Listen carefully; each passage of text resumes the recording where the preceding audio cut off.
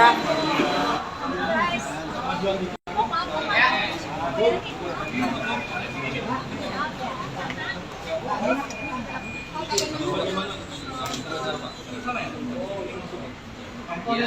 seluruh pelaporannya sudah diproses dan diterima dan nanti prosesnya dijelasin.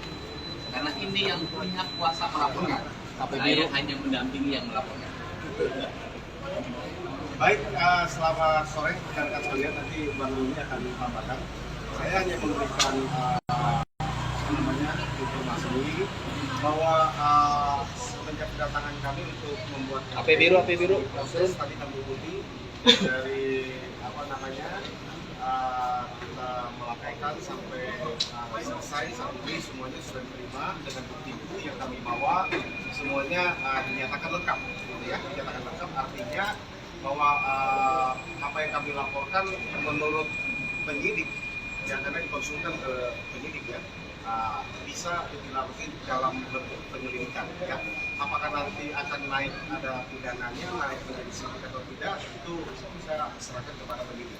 Itu yang bisa kami informasikan. Jadi terkait laporan kepada AF dan BD ya kan, atas dugaan memberikan keterangan palsu di bawah sumpah di Polres Cirebon pada tahun 2016 yang lalu ya. Karena klien kami merasa dirugikan ya kan, akibat dari pernyataannya yang mereka ini akhirnya merekam di penjara seumur hidup ya, 7 orang ini dari orang itu. Jadi ya, nah ini Bang Ruli akan tambahkan ini. Baik, saya yang membuat laporan ini. Boleh naikin Pak. Tanpa. Jangan gerak Pak. Kiri Pak.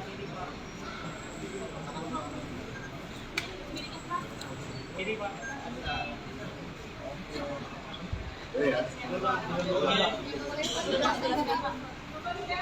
Jadi betul bahwa hari ini kan saya membuat laporan atas nama para terpidana. Dan kegiatan ini adalah rangkaian kegiatan yang kami lakukan dalam rangka mencari maupun di depan masih ada lagi. Jadi mudah-mudahan kalau ini ada terbukti, maka jalan cerita bahwa pengadilan itu jadi lain lagi. Nah itu makanya kita membuat laporan ini. Mudah-mudahan ke depan kita bisa lagi tentunya. Dan mudah-mudahan semua diberi kelancaran. Saya kira itu saja. Pasal yang di 242. Ini laporan palsu. Berarti itu tadi kepentingan PK ya? Betul. Kegiatan rangkaian yang kami roadshow yang selama ini kami lakukan kan Kamera Pak depan Pak. kamera Pak. Kamera Pak depan Pak. Bisa nonton kamera. Nah. Menunggu hasil dari banyak kamera Pak ini atau saat penyelidikan laporan ini langsung dijadikan hukum. nanti kita akan diskusikan dengan semua kuasa hukum, nanti kita menentukan di sana.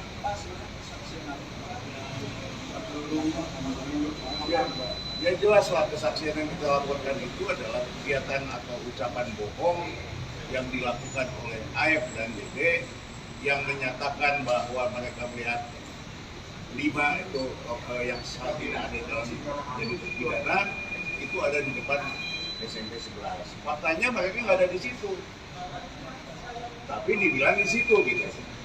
Dan banyak hal yang kita lihat bahwa dilempari di situ. Ya, penduduk sana kita udah ambil itu bukti nggak ada tuh pendudukan malam itu. Demikian juga yang punya warungnya. Jadi kita datang ke sana ngecek nggak ada tuh, nggak ada pendudukan. Ini kan berarti diada-adakan. Tapi saya juga tidak boleh penyidikan ya, tapi penyidikan yang lebih jelas bagaimana nih sebenarnya kesalahan dan siapa yang berbohong atau yang tidak. Jadi akan ketahuan.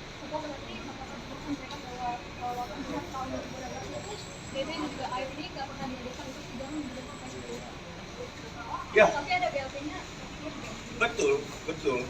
Satu hal ya yang menjadi keanehan buat kami, saksi itu semua di BAP. Tapi kecuali si AFDD ini, waktu di BAP dia kemudian bukan, waktu dia di BAP dia dibawa sumpah. Artinya dari situ kan sudah kelihatan bahwa dia tidak akan dihadirkan. Yang lain nggak disumpah, yang lain disumpahnya di pengadilan. Oh, dia disumpahnya di depan penyidik. Ini dugaan ya. Tapi marilah nanti kita lihat bagaimana penyelidikan dan penyidikan yang dilakukan oleh polisi. Apakah nanti ada kemungkinan saksi yang Banyak.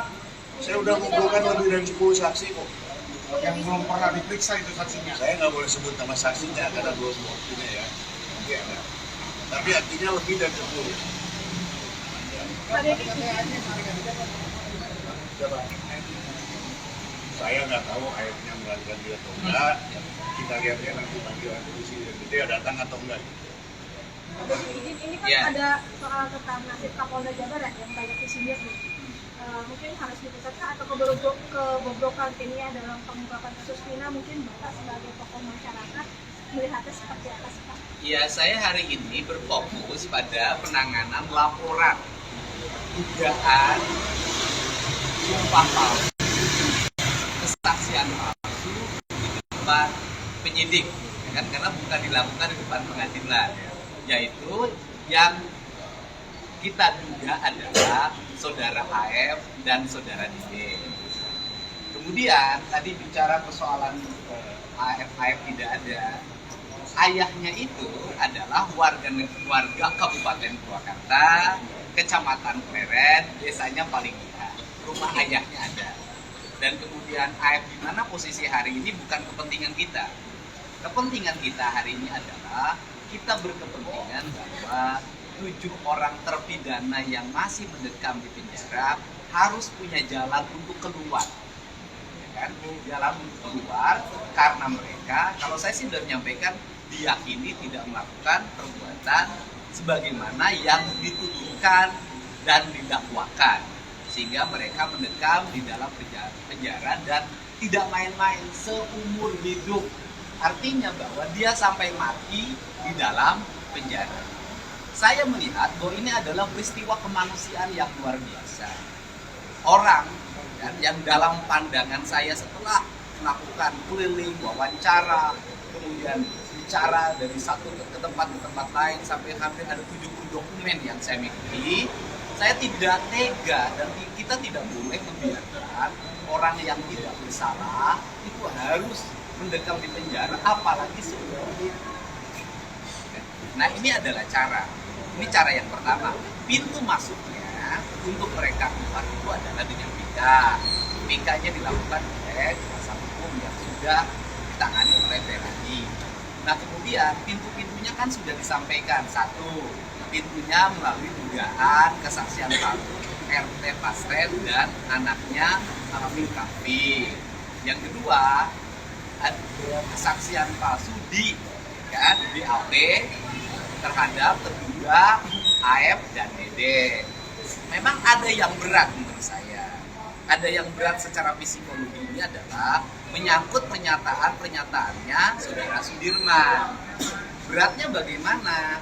Satu sisi saudara Sudirman itu pernyataan-pernyataannya sangat merugikan, baik buat Peggy kemarin maupun terhadap 7 terpidana yang lainnya.